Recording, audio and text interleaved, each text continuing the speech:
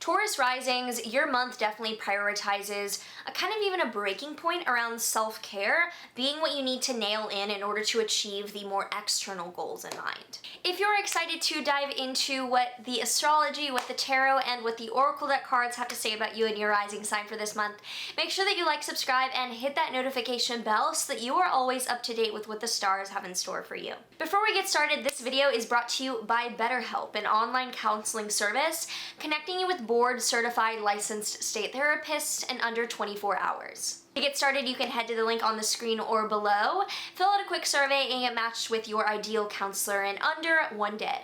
You can receive licensed counseling through your phone, tablet, mobile device over means such as text, video chat, or phone call. BetterHelp is not a crisis hotline, but it does hold group and hour sessions where you can meet with others in group sessions such as relationships or anxiety management altogether. BetterHelp costs $65 a week, though financial aid plans are available for those who qualify and is available worldwide.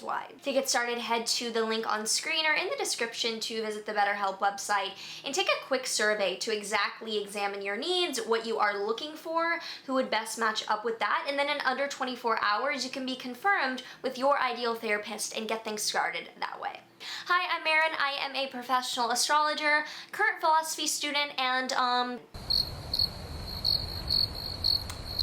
I'm just those two things today. I combine traditional Hellenistic astrological techniques with modern psychological counseling dynamics in order to provide grounded guidance. Starting out with the Venus in Cancer in your 3rd house opposing Saturn and Capricorn in your 9th house on the 1st of the month, there's a definitive dynamic between values of beliefs that you hold dear to you and the expectations of larger structures to subscribe to something that they're holding firm. So that you're grappling with what dynamics close to you value and how that applies to expectations of you either at a larger education-based level or plans and higher religions, and how that corresponds to what you're used to thinking of on a day-to-day basis. It's an interesting, more philosophical beginning to the month.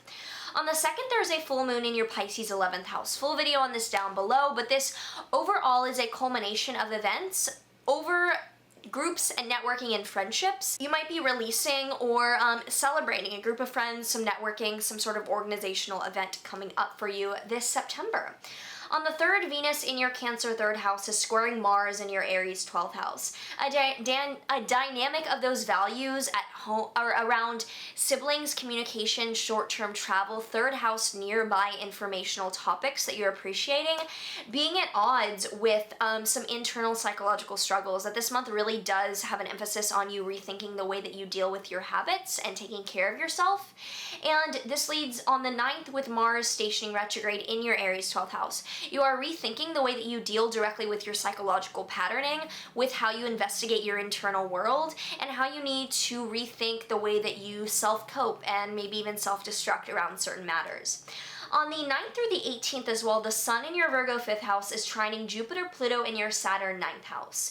You are getting on board with focusing on more enjoyment and more play and more fun in life. This is a time when you are lightening up a bit. Seeing how lightening up and enjoying yourself more will lead to more actualization of your long-term goals. You're learning actually how to both care for yourself and loosen up a bit at the same time, and seeing that those aren't at odds, they can both be in the same idea.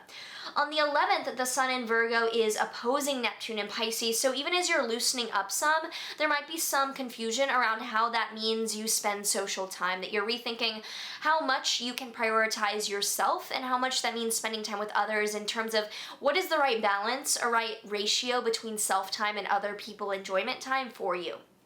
On the 15th, Venus in Leo is squaring Uranus in your Taurus 1st house. So watch out about doing something suddenly that affects your home and family life. Like suddenly buying a home, suddenly redecorating, suddenly doing something shocking with your family. Those are all things that this Uranus square Venus in your 1st house of self and 4th house of home and family can indicate. So just be careful around that coming up this month, Taurus Risings. Then on the 17th, there is a new moon in your Virgo 5th house. A full video is down below, but this is a new beginning around prioritizing what small, steady steps you're going to take to start something in your 5th house of creativity, children, and romance for the next few weeks. On the 17th through the 23rd, Mercury in your Libra 6th house is squaring Jupiter, Pluto, and Saturn in your Capricorn 9th house.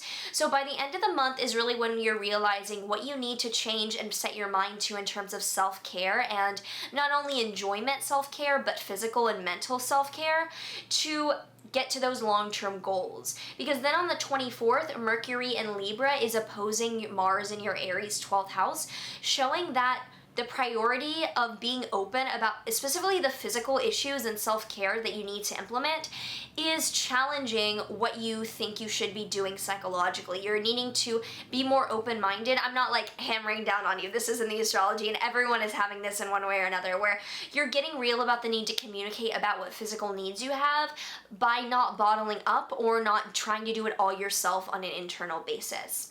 On the 26th, Mars in your Aries 12th house is then squaring Saturn in your Capricorn 9th house. So further, this action that you're taking to self-inquiry and to self-rethink is leading to some changes in how you see yourself doing things in the long term, that as you get to the bottom of things, your goals naturally change and you become more open to the true path of alignment for you. Because on the 29th, Saturn is stationing direct in your Capricorn 9th house, indicating that all these challenges over the past few years with your long-term goals, either through travel or higher education or learning higher wisdom and beliefs, are now finally being implemented as something that you can step into the next chapter of. This few months has been the cherry on top bow of the nail in the coffin around those struggles, and you're now moving forward with all the learning you've done as to what supports that. So if you have any questions or any thoughts around what's coming up for you this month coming up, let me know in the comments below. Would love to hear your thoughts, your stories, your concerns, all that stuff, let me know below. And now with the astrology out of the way, let's move on to the tarot cards to see what tarot cards coming up. So tarot for Taurus Risings. We have the Strength card, and the Strength card is about using power, both power over and power internally, in the right dynamics. So that if you've been using a ton of power to self-deprecate or guard your own power, use the power that's guarding your own power instead to display your own power in ways that are approachable, not approachable because appropriate is more the word, that are restrained in the correct ways and abrupt in the correct ways, and that you're rethinking all that it means for you to show up totally open as yourself, so that that helps you get to the long term as a more realistic version of you that you're not having to hold back. Next, for a Witch's Wisdom card, let's see what comes up for Taurus Risings. Imbolc, Awakening. The goddess stands in maiden form, shining through this very dawn. New fruits stir in her virgin womb, awaken now from winter's tomb. This magic is worked with harm to none, so mote it be there, it is done. This is about awakening to signs or signals or omens that might lead you back into a healthier conception of self. So that if you're not sure where to begin in unwinding some of the bullshit that's built up, literally looking for signs in the universe, even though I'm not the biggest person to notice like angel numbers or omens, like that's not my thing, this could be a signal that it's your thing this month, and that looking for that higher wisdom is what gives you permission or guidance for these real, literal things in your life.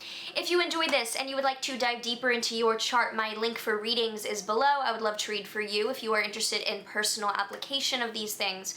And as well, if you're interested in learning the language of the cosmos and diving deep into this with the rationale and the grounded step-by-step of the why, the what, and the how this all works, check out my link for the Astrology Academy below. This is hours of course that I've put together over the past few months to really take you from interest and astrology enthusiast into astrology foundational, grounded, not expert, because even I wouldn't call myself an expert, it's a lifelong study, but someone who is confident, is centered, and is able to read charts with ease and with ability in trusting their own astrological knowledge. So if you're interested in taking a deep dive into all the components of astrology, the Academy link is down below. Otherwise, like, subscribe, do all the things, and let me know any thoughts you have about this September. Sending so much love, and I will see you in the next one. There is one